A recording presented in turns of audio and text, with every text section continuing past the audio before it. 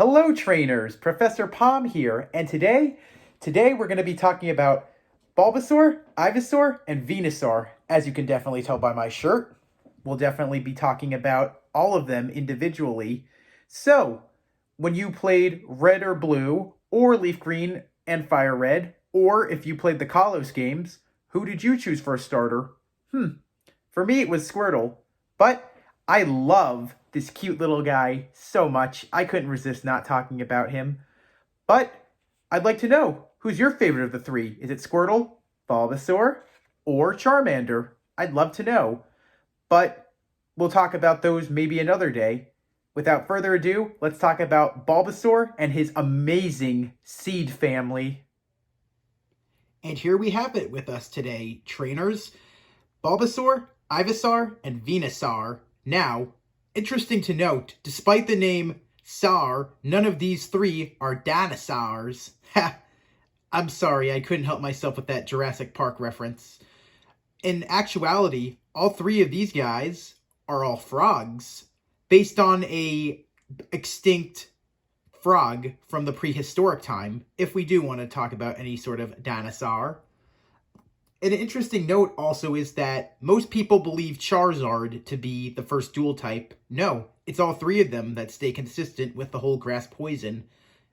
On an interesting note, Rowlet actually was the first new starter Pokemon to be a dual type that changes its typing as it goes through evolution by flying to Ghost. However, these three stay consistent also with their same name of the seed Pokemon, as all three of them have the ability to spread seeds.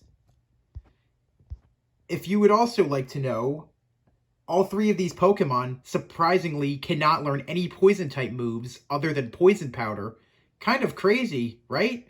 The fact that they're a grass poison and can only learn poison moves through TM is a bit far-fetched, as I really would believe.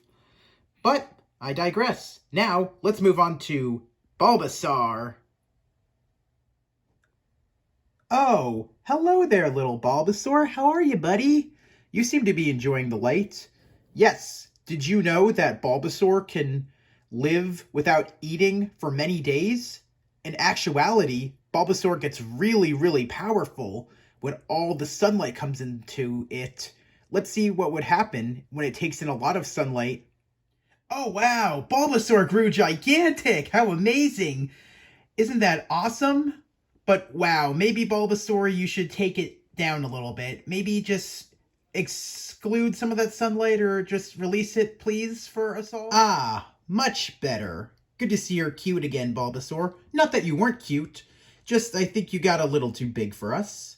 But you're adorable nonetheless. So, if you know carefully that Bulbasaur does not have hands, or mainly arms, like Charmander and Squirtle do, Bulbasaur can fight, though, with the two little whip-like tentacle vines that come out of its back most of the time.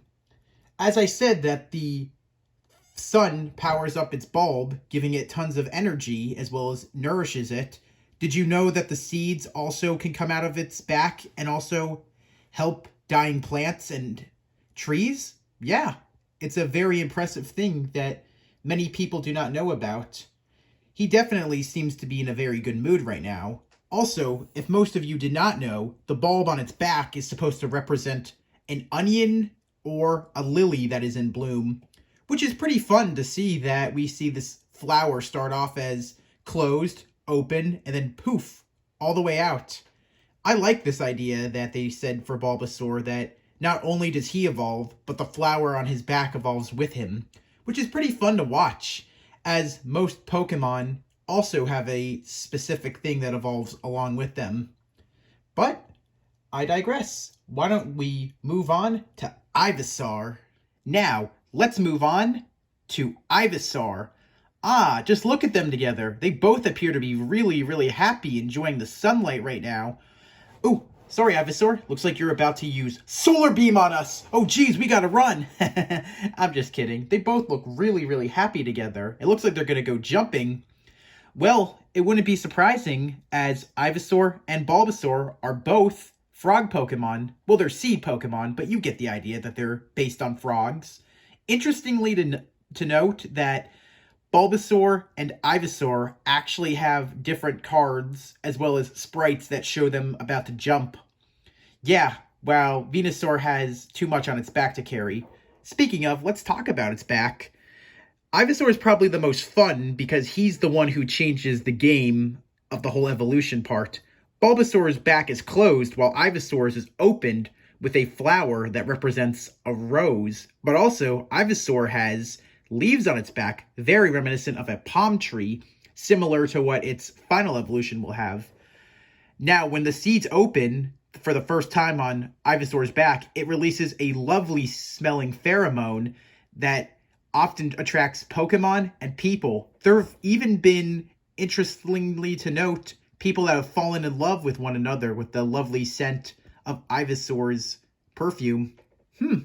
That'd be a very lovely perfume to have for many of our lady trainers here, wouldn't you say so?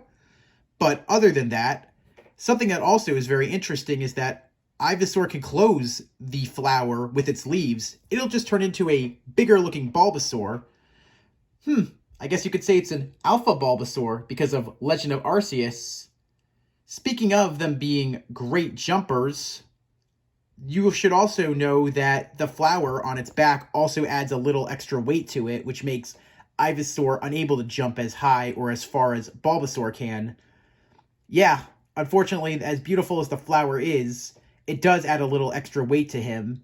But we should save that for what Venusaur is going to tell us. And finally, let's round this up with Venusaur. Now, Venusaur is the most interesting of the three, mainly because Venusaur is the one that has the open flower all the way, fully in bloom. As you can definitely tell, mine is a male, because a female will have a seed right in the middle. Similar to like I said about Ivysaur, Venusaur now has more longer leaves on its back, but at the same time, its flower has bloomed. It looks similar to the Resvulsia flower, aka the world's largest flower, but an interesting way to tell that it's not the Resvulsia flower is that it's a very, very beautifully fresh-smelling flower. In real life, a Resvulsia flower has the horrible stench of rotting meat, while this thing has the ability to attract not only trainers and Pokemon, but it even brings dying trees, dying grass, pretty much dying plants, all back to life. Yeah, this thing, after the rain, loves to let its seeds fly away in the wind and help anything that it can in need. There are actually some Pokemon that love to suck the nectar out of its big flower, mainly Beautifly and Butterfree, or a few other butterfly Pokemon, if you will please.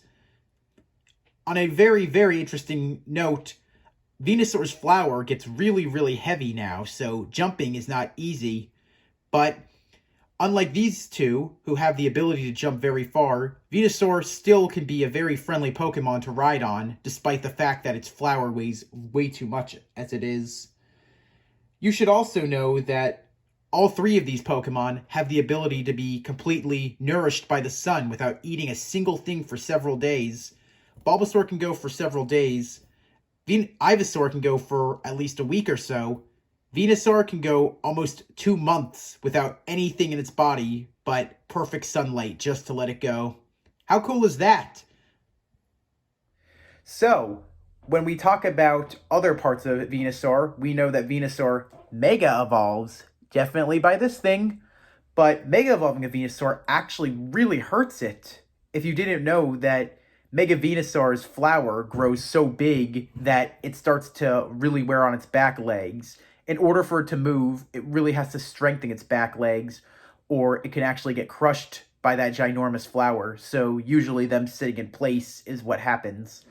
Gmax isn't so great either, as it is so powerful when it uses its powder moves or its spore moves that not only does it blanket everything on the field, it also sadly succumbs to its own effects, despite it being a grass type, saying it cannot be affected.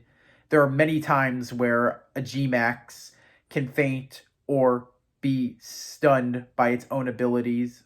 Well, own moves, but you get the idea. So I think I'll think twice before G-maxing or Mega Evolving, but I'll still do it, but only for emergency reasons. What about you guys? Did you guys like hearing everything about Bulbasaur and his family? Did you want me to talk about any other Pokemon? Let me know. Would you like me to talk about the Charmander line or the Squirtle line next? Or would you like me to talk about any other starter you really love, or even a Pokemon that you love that's not a starter? I'll definitely do it. Just let me know. As always, please leave a like if you enjoyed this. If you have an idea for a video or you want to answer my question, always comment.